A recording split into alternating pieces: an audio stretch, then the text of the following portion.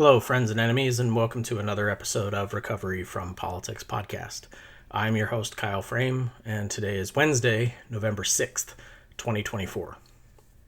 My predictions made over 2 years ago were about Biden running for re-election, but it turns out they were completely and totally accurate. But I don't want to do the I told you so thing. I've been doing that all day on social media. You can find a lot of very emotional, angry, I told you so type comments if you're interested in those. And there are plenty of people already crowing about that. You have the Biden stans who actually still believe he would have won. Then there's the Shapiro stans who think Tim Walz is what doomed the Harris campaign. Both of these types of people are wrong.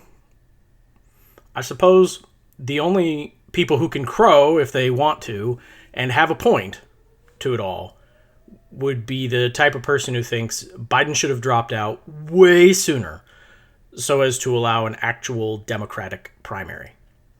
After all, we the people didn't really pick Harris.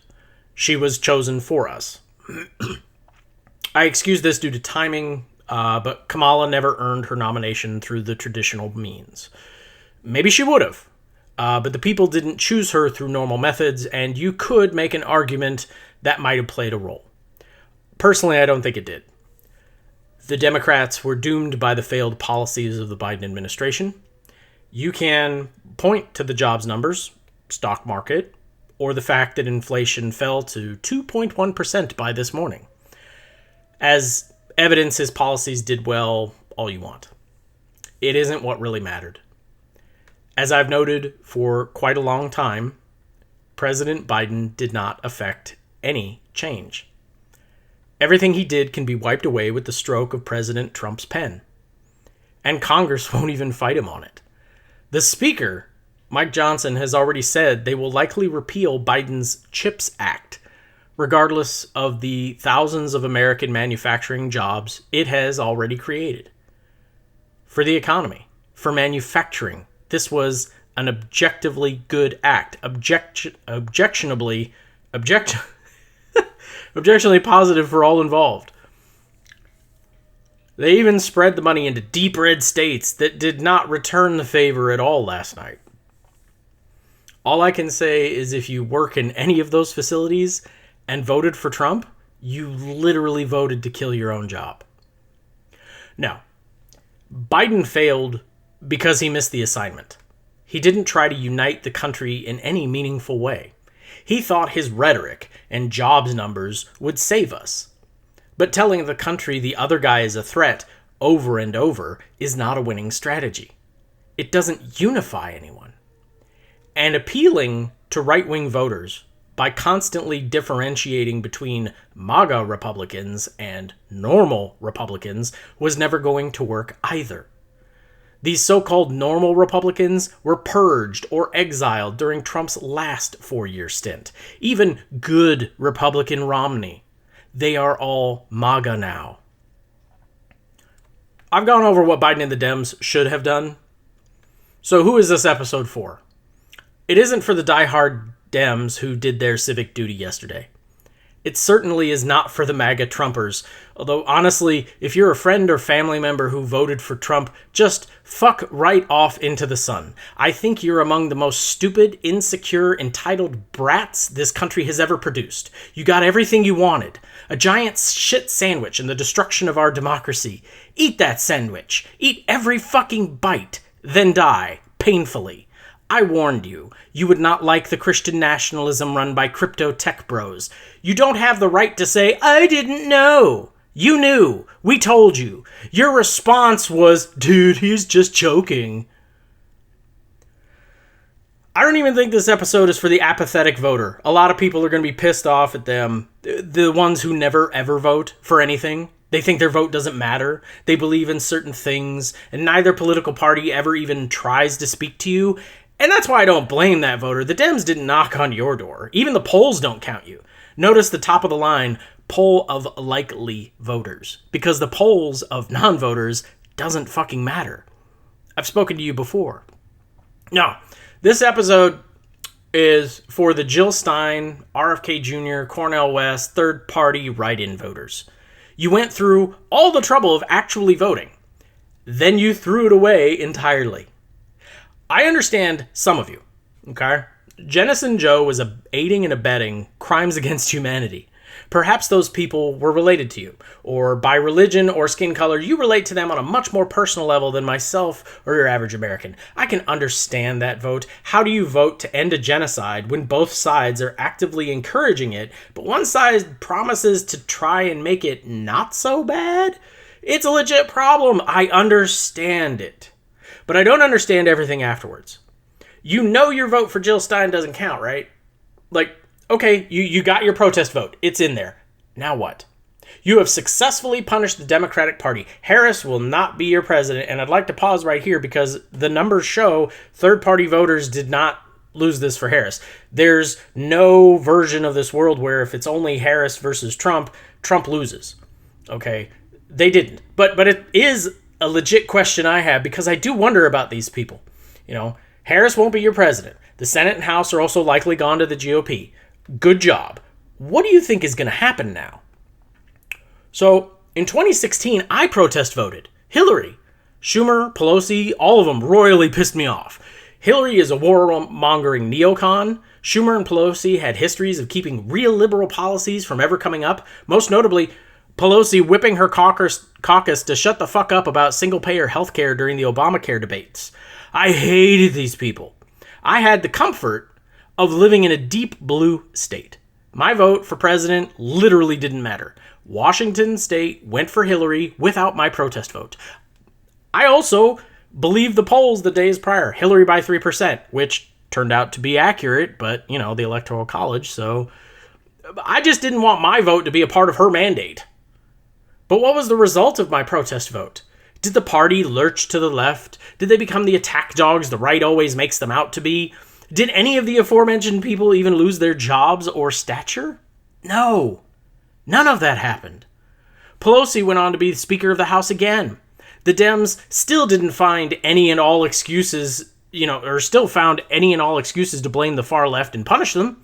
By the way, that's going to come in hardcore over the next few years to this. If you are of the left, you will be blamed for this. And the Dems never seriously attacked Donald Trump. Pelosi stood behind him, golf clapped his State of the Union, and tore up a copy of his speech on television. That was all you got from her. She shrugged her shoulders and was drag kicking and screaming into the Ukraine extortion impeachment.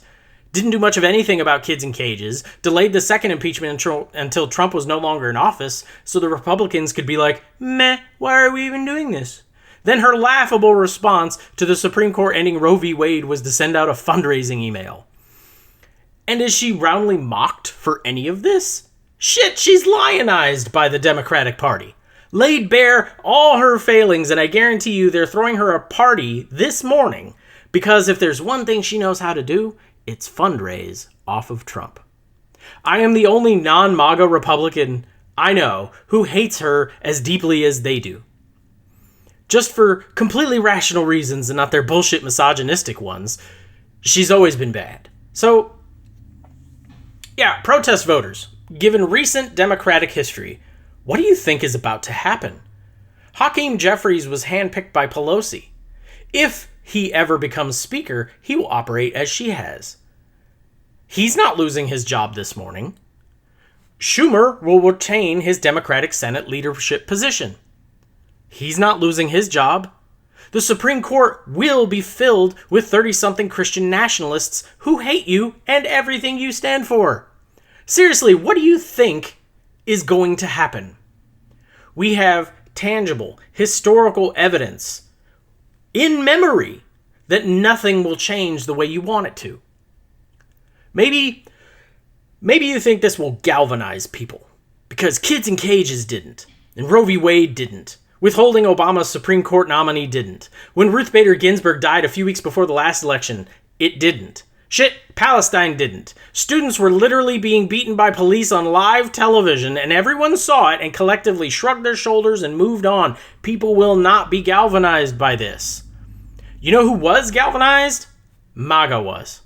They saw a black woman and went out to vote for a 34 times convicted felon, rapist, sundowning 80-year-old who no one likes. And every one of his former cabinet members warned you not to vote for. They came out to vote. Honestly, I should have seen it yesterday morning. I went in when polls opened at 7 a.m., and there was a long line to vote. It struck me as odd. I'm in Alabama. I'm not even in any kind of a swing district. Most of the races on the ballot were uncontested Republicans versus literally no one. There wasn't a snowball's chance in hell any Republican was going to lose or even come close to losing. Yet there was a long line at my polling place. A long line of white people in a solidly right-wing district. I should have known then and there Trump would win. So, okay, Trump won. We're all doomed. What are you going to do about it? Again, this isn't for the Dems who did their jobs yesterday. This is for the Muslims in Michigan who voted third party or insanely for Trump. And honestly, I can't wait to hear you crying on television as your family is bombed overseas and you're being deported for your religion, to be honest. Like, what's your next step? I mean, we literally just elected a guy who ran on retribution. That was his campaign promise. The campaign promise. Who do you think he's going after? Sure, there's the names of the people he doesn't like, the personal grievances. Honestly, if I'm Mike Pence or Barack Obama, I'm getting the fuck out of the country. New Zealand is at the top of my exodus list. But Trump isn't going to purge the administrative state of non-loyal workers to go after Obama. He isn't going to fill all those vacancies with white Christian nationalists who place loyalty to the party above loyalty to the country to make Hillary Clinton suffer. He will come after you. And if not him, J.D. Vance when Trump kicks the bucket.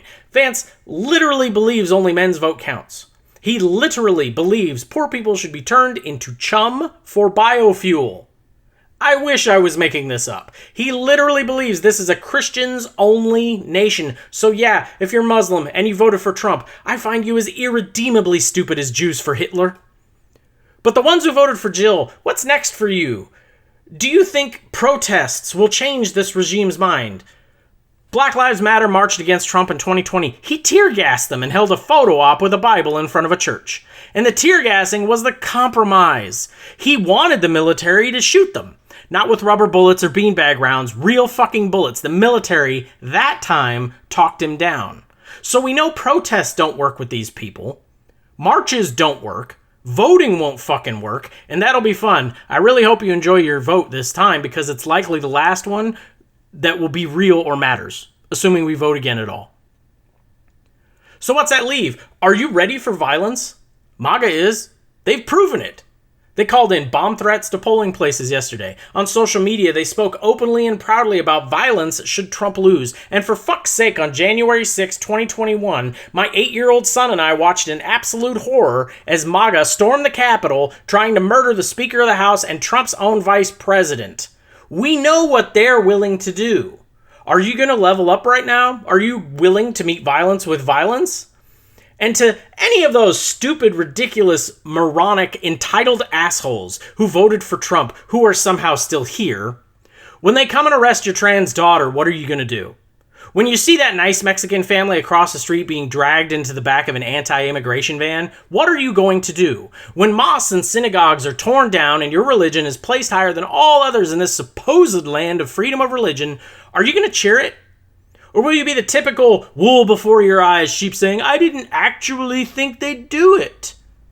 When your granddaughter dies in an emergency room because her miscarriage went badly, but the doctors won't do anything until the dead fetus heart stops beating, are you really going to stand on, won't someone please think of all the unborn babies? And women who voted for Trump, good God, I have no respect for those who won't even have respect for themselves. I don't even know where to begin with you. Protest voters, congratulations, you totally got what you wanted. Now what?